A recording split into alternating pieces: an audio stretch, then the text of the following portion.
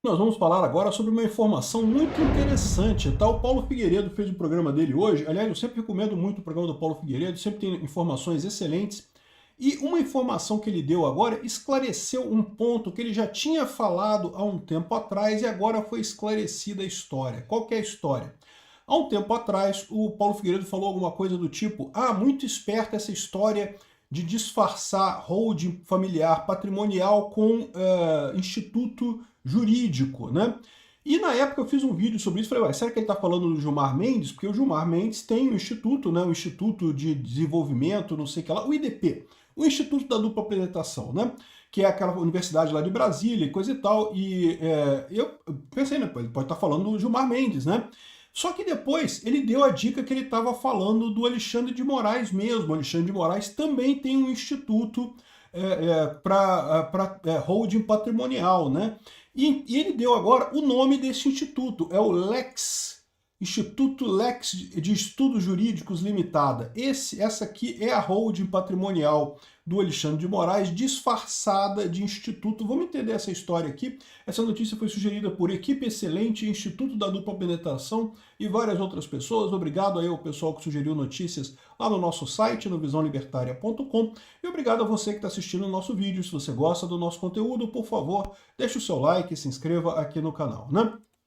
É isso aí, pessoal. Você que não conhece o canal do Peter ainda, olha só, recomendo muito. É um canal muito bom, tem vídeos muito técnicos. Então, recomendo. E claro, se você ainda não é inscrito aqui do canal, por favor, se inscreva, comenta no vídeo, compartilhe o vídeo para mais alguém.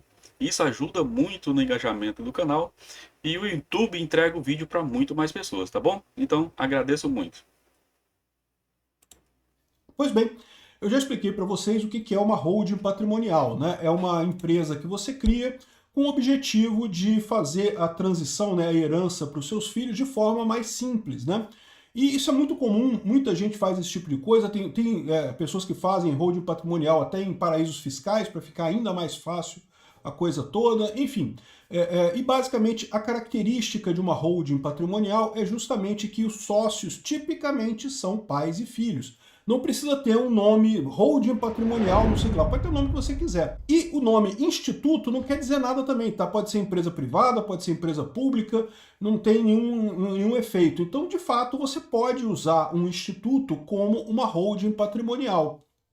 E, aparentemente, veja, a holding patrimonial ela não é feita para ocultar patrimônio, porque, né, o seu nome está lá, aparece o seu nome lá.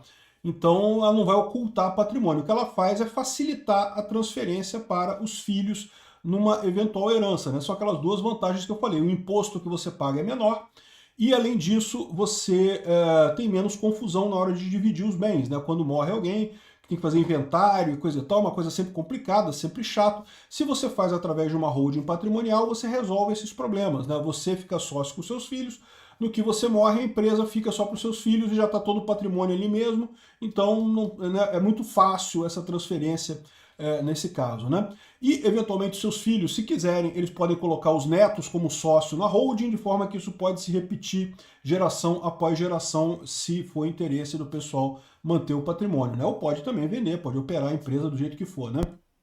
Isso, de novo, Vai ser para quem tem muita grana, é uma boa, né? É uma boa. No dia que eu ficar milionário, e que os anjos estejam dizendo amém agora nesse momento, vou fazer um negócio desse. Vou. é muito comum, não tem nada de errado, não é ilegal fazer isso, tá? O Alexandre de Moraes fez isso daqui, a gente vai mostrar, mas assim, não tem nada de ilegal nisso, tá? O que ele está fazendo aqui é tudo 100% dentro da lei.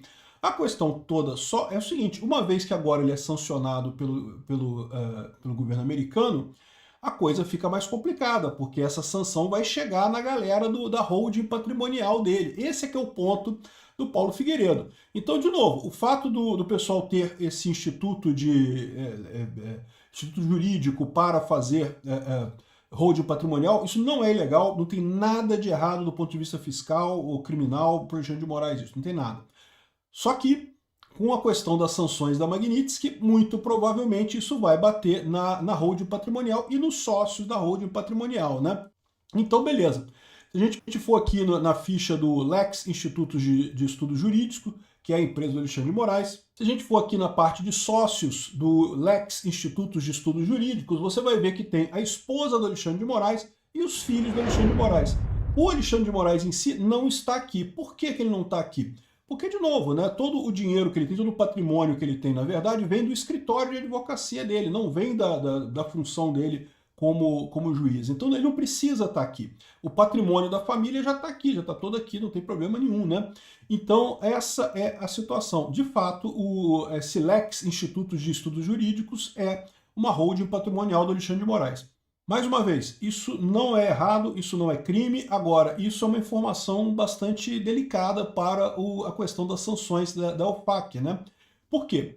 Em princípio, ele só tem coisas aqui no Brasil. Então, se ele só tem coisas aqui no Brasil, não tem problema. Imóveis aqui no Brasil, isso não é afetado pelas sanções, né? Agora, se ele tiver dinheiro em algum banco aqui no Brasil, se a holding tiver dinheiro em algum banco aqui no Brasil, isso pode dar problema. Mais do que isso, pode justificar exatamente as sanções da OFAC a todas as pessoas ligadas ao Alexandre de Moraes, no caso, os filhos e a mulher dele. O ponto aqui que o Paulo Figueiredo trouxe é justamente a informação de que existe essa holding patrimonial. E não é pouca coisa não, tá? Porque aí uma coisa muito engraçada que a gente vê, né, é as matérias da esquerda querendo brigar com o Alexandre de Moraes. Ah, bicho, mas pelo que eu vi ali, a Road é aqui no Brasil, não é? Eu vi ali SP, São Paulo SP, se eu não me engano. Então, não vai dar problema pra eles não, bicho? Ou vai? Eu acho que não vai dar problema nenhum. Porque isso é outra coisa que eu não entendo é isso. Ó. Ah, os caras descobriram a Road lá e tal. E aí vai que o Xandão tem dinheiro num banco ligado a essa Road, a esse instituto. Tem patrimônios aí ligado a esse instituto, que se for uma Road vai ter, né? Com certeza. Mas aí, os caras descobriram. Aí, em vez de ficarem quietos, né?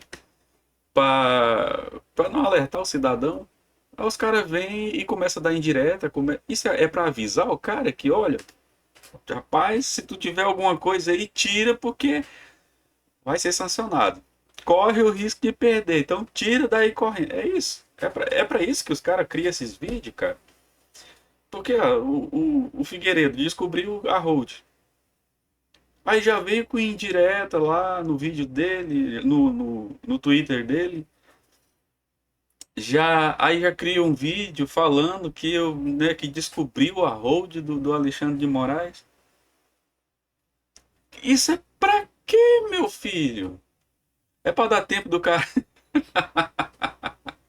Eu tô te avisando, hein? A tua hold aí vai ser sancionada. Tira o que tu tiver lá, senão tu vai perder.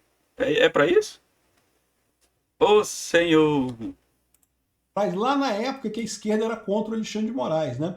Então, por exemplo, tem aqui uma matéria aqui essa aqui nem é tão antiga, essa aqui é recente, ó. Mercado de palestras de ministros tem empresas especializadas em intermediar pagamento de cachê. Olha, de novo, isso não é ilegal, tá? O ministro ele pode dar palestra e pode cobrar um cachê por essa palestra. Aliás, juízes do Brasil, quem é juiz no Brasil, é proibido de exercer qualquer outra atividade comercial, não pode ter lojinha, não pode ter escritório, não pode ter nada, mas pode dar palestra, pode ensinar em faculdade, então isso não é proibido, isso é permitido, né? E o curioso que eles colocam aqui é que os ministros todos acabam criando empresas jurídicas para fazer isso, porque é mais barato o imposto, né? Muito ANCAP do juiz Alexandre de Moraes, viu? Parabéns, juiz Alexandre de Moraes. Muito bom, Xandão. É assim mesmo que se faz, tem que ser ANCAP, tem que buscar pagar o mínimo de imposto possível, né? Então eles querem pagar o mínimo de imposto possível, mas querem empurrar imposto em todos nós, né? Né, Xandão? Eu não, eu quero pagar pouquinho, mas vocês aí que se viram, vocês trabalham, seus burros de carga, trabalham bastante e pagam imposto. Ô, cara, que é isso? mencionam aqui, falam, o André Mendonça tem uma empresa para fazer isso, o Gilmar Mendes tem também, e aí fala que todos os juízes têm empresas para fazer isso, né? E aí fala em determinado momento aqui o Fux tem também. Cadê o Alexandre de Moraes? O Alexandre de Moraes está em algum lugar aqui, fala justamente da Lex. Os familiares de Alexandre de Moraes também possuem uma empresa do tipo, chamada Lex Institutos de Estudos Jurídicos Limitado. O ministro fazia parte da estrutura da empresa, mas se desligou ao assumir o cargo no governo de São Paulo. Então, lá atrás, lembra, o Alexandre de Moraes era promotor, Até então era classe média, coisa e tal, já era metido em política, mas era um cara meio ali tranquilo, né? Funcionário público, só um funça rico, né? Já era bom, tá? Porque já tinha várias casas, mais de um apartamento lá, mas coisa de classe média. Quando ele entrou no governo, foi no governo do Kassab que ele entrou para a política de fato, foi secretário de Segurança Pública do Kassab. Aí que a fortuna dele explodiu, meu amigo. E aí ele saiu da empresa. Por quê? Porque ele passou a comprar os imóveis na empresa. Ele não compra mais no nome dele, ele compra na empresa. Né? E fica tudo, já fica o arroz. É impressionante que qualquer pessoa, quando entra na política, o patrimônio dela sai disso aqui para isso. Cadê? Isso aqui, né? Opa, mais, isso aqui. A pessoa tem isso e bum, vai para isso. Mas, por isso que todo mundo quer ser político, né, cara? Os que não querem ser político, mas querem estar perto de político. É a mesma coisa. Você nem precisa ser político, mas você tem uma empresa, você é um empresário, e você tá ali, ó, assim com o político, cara, sua empresa, ó, é rapidinho, explode. Patrimonial toda ali, né? E, e ele saiu da empresa justamente quando assumiu o cargo no governo de São Paulo para não dar conflito não dar problema de dizer que ele tem dinheiro, né? Aí o mais curioso é isso, que você vem aqui, ó, Via o Mundo, isso daqui é um site de extrema esquerda. Aqui, ó, 22/2/2017, é o que? O pessoal na época metendo o pau no Alexandre de Moraes.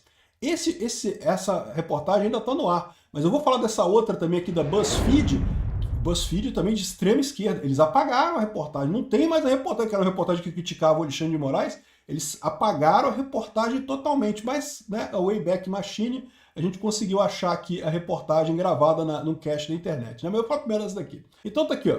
Olha só essa história aqui. Em reportagem intitulada Alexandre de Moraes acumulou patrimônio milionário no serviço público, o site BuzzFeed revela que entre 2006 e 2009, como membro do CNJ e secretário do Kassab, o ministro comprou 8 imóveis de 4,5 milhões de reais. Caramba, você viu o sucesso do cara. O cara realmente um sucesso enorme, né? 8 imóveis de 4,5 milhões de reais. Esse valor aqui não é o valor atualizado do imóvel, não, é o valor que foi declarado na hora de vender, de comprar o imóvel lá, comprou no nome da Alex, não sei das quantas, a holding dele aqui no Brasil, né? Ou seja, é justamente aqui, se você clicar aqui, ó, ops, a página subiu, a página não existe mais. Pois é, não existe mais porque os esquerdopatas passaram a gostar do Alexandre de Moraes e apagaram, mas tem aqui, ó. Alexandre de Moraes acumulou patrimônio milionário no serviço público entre 2006 e 2009, né? Então tá aqui contando essa história que ele antes de assumir o cargo, quando ele deixou o governo Alckmin em 2005, o ex-promotor de justiça Moraes tinha um patrimônio de classe média. 2 apartamentos no bairro de Saúde e Aclimação, classe média na capital paulista. Então assim, ele já era bem. Ter 2 apartamentos de classe média em São Paulo, tá bem, né? Saúde e Aclimação são bairros bons lá em São Paulo, né? E uma casa, ainda tinha uma casa para passar final de semana ainda, ou seja, o cara já tinha dinheiro, mas era coisa de classe média, né? É o que eu falo para você, às vezes as pessoas têm essa ideia assim, porque ele ganha 50 mil por mês, é milionário. Não, meu amigo, 50 mil por mês não dá para juntar milhão, não. Aquele apartamento que o Barroso comprou lá em Miami, que não sei quantos milhões de dólares, não dá para juntar isso com 50 mil por mês. 50 mil por mês é um bom salário. Você consegue ter uma casa de classe média alta, né? Uma casa boa. Mas um apartamento daquele, não dá não. Aí, ó, fala aqui, ó. Então esse era o patrimônio deles. E parece que a esposa dele recebeu de herança parte de um terreno num bairro lá de Santo Amaro, na zona sul da capital, né? Em novembro de 2006, Moraes adquiriu o apartamento de 332 metros quadrados pelo preço de 2,03 milhões. O imóvel ocupa um andar inteiro no edifício Brazilian Art, no Itaim Bibi. Itaim Bibi é luxuoso, né? Bairro nobre da zona oeste de São Paulo. Tá aqui o apartamento, é um por andar, meu amigo. Um documento do cartório diz que o apartamento foi comprado exclusivamente com recursos da mulher do ministro, a advogada Viviane Barsi, não tendo seu marido contribuído de forma alguma para o seu pagamento. Ou seja, por que isso? De novo, porque o dinheiro do Alexandre de Moraes vem do escritório de advocacia, né? O dinheiro é do escritório, não é dele. O salário dele como juiz e coisa e tal, como secretário de segurança lá, é merreca. É sempre assim. Inclusive hoje, do mesmo jeito, o salário de 50 mil que ele ganha lá no STF, ele tá meio que cagando para isso, não faz diferença, 50 mil é trocado para ele, né? Enfim, aí tem mais aqui. Bicho, assim, eu fico curioso, como é que um ministro tem um escritório de advocacia. Mesmo que, poxa, não era para ser permitido nem que um familiar dele tivesse. Porque, você imagina, esse escritório perde alguma causa? O que vocês acham? Ele perde alguma causa? O, o escritório pega uma causa lá de fulano de tal. Aí o ministro é o dono do escritório é ministro do STF. Alguém vai dar uma ligadinha para ele, ó, tem como dar uma forcinha lá pro juiz tal, né, para dar uma adiantada nesse processo aqui. O que vocês acham? Será que eu tô ficando doido ou faz sentido isso? Que hoje é a residência do ministro, fica encravado numa das regiões mais nobres de São Paulo, em frente a uma das entradas do Clube Pinheiro. Né? Aqui tinha a foto infelizmente não foi preservada aqui no Web Archive. Né? Preço no papel, que está declarado 1,82 milhões. Né? Porque lembra, quando você compra um imóvel, você compra por um valor. Esse imóvel ele vai valorizar ao longo do tempo. Mas você não precisa declarar essa valorização. Você continua declarando ele no valor que você comprou até o momento que você vende ele. Quando você vender ele, ele vai ter uma valorização. Né? Seriam 3 milhões atualizados se fosse agora, ou 4,1 milhões segundo a tabela da prefeitura. Enfim, aqui ó, a propriedade desse apartamento foi transferida para sua empresa, Alex Estudos Jurídicos. Então tá aqui a esquerdalhada dando toda a fita do Alexandre de Moraes já aqui para o pessoal da Lei Magnitsky, né?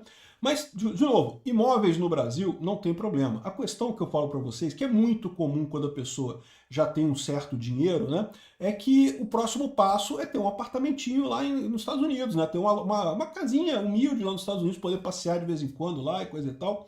Se tiver isso, se acharem essa ligação com Alex ou com qualquer outra empresa lá nos Estados Unidos, esse imóvel lá seria confiscado pelo governo americano, né? Enfim, as compras continuaram na gestão Kassab, que continuou comprando mais um monte de apartamento, um monte de imóvel, casa de campo, terrenos comprados por Moraes e não sei o que lá, e juntou mais isso, juntou mais aquilo. Comprou sítio em São Roque, né, uma parte de uma propriedade de 40 hectares no município de Inimutaba. Né, ou seja, repara que isso tudo aqui foi levantado pelo pessoal da esquerda. Né, eles levantaram isso aqui na época que eles queriam criticar o Alexandre de Moraes. Né. Aqui, ó, compras de imóveis não coincidem com a atuação da iniciativa privada. Aí vem a outra coisa que ele coloca aqui. Porque, em tese, você pode imaginar que o dinheiro foi do escritório da mulher dele, então foram coisas legítimas, né? Mas, segundo diz o pessoal aqui, parece que não. A banca de advogados fundada por Alexandre de Moraes, que levava o nome dele, né, era Alexandre de Moraes Advocacia, foi rebatizada com o sobrenome de Viviane após ele assumir o ministério. Hoje chama-se Barce de Moraes Advogados Associados. E, em outubro, o jornal Folha de São Paulo revelou que a firma do ministro recebeu 4 milhões da JHSF, que foi uma das empresas investigadas na Operação Acrônimo. A Operação Acrônimo apurou a venda de sobras eleitorais, de recurso eleitoral, lavagem de dinheiro através de empresas e coisa e tal, né? Então foi preso um monte de gente ligada ao PT e ligado ao Pimentel. Fernando Pimentel, vocês lembram? Chegou a ser ministro do Lula na gestão do Lula passada, chegou a ser governador de Minas Gerais e estava envolvido nessa coisa aqui, né? E parece que o Alexandre de Moraes recebeu o dinheiro de uma empresa que estava sendo investigada nesse caso, né? Enfim, tanto a empresa quanto o ministro disseram que os valores são legais e foram pagos por trabalhos advocatícios prestados pelo escritório. Pode ser. Agora a grande questão é essa, né? O escritório antes era um escritório merreca. Quando o ministro virou político, começou a atuar politicamente, aí o escritório começou a faturar altas fortunas, né? Que coincidência, né? Uma coincidência assim, impressionante, né? E aqui ele continua, que depois disso continuou subindo. Pois é, mas é isso que eu falei. Eu ainda não vi um político ou um empresário, uma empresa, um escritório, seja lá o que for, que tenha um vínculo com algum político, ou que o dono é político, ou algo parecido, que o seu patrimônio não exploda. É um ganho exponencial. Todos é assim. Não sei o que acontece, qual o milagre. De repente é um gênio da lâmpada, né? Os caras encontram um Aladim lá e tu esfrega na lâmpada ali e de repente começa a surgir milagres. Patrimônio do Alexandre de Moraes, coisa e tal, e guardando tudo na tal Lex, Instituto de Estudos Jurídicos, né? Que é a empresa que está agora no nome da esposa dele e dos filhos dele. Tá no nome da família, mas quem manda é ele, né, meu amigo? A holding patrimonial dele. Então, de novo, isso aqui tudo, em princípio, não tem nada de legal nessa história. Né? Assim, é estranho, mas não é ilegal necessariamente. Aqui, ó, patrimônio. E aí, meus amigos, o que vocês acharam dessas notícias aí? Eu acho o seguinte, que olha o tanto de coisa que apareceu, né? Tudo parece ali legal, né? Parece que tá tudo dentro da legalidade. Mas assim, eu acho, e isso é achismo, que se as autoridades, a Polícia Federal, né, quisesse e fizesse um pequeno esforço, descobriria alguma coisinha aí por trás dessas coisas. O que vocês acham? Vocês acham que descobriria ou não? Eu apostaria um dedinho que descobriria. Ó, um dedinho. Teve um cara que perdeu esse dedinho aqui e virou presidente. Se inscreva nesse canal, dá o like, ó. Mete bloco. Mete o dedo. Bota pra arrombar.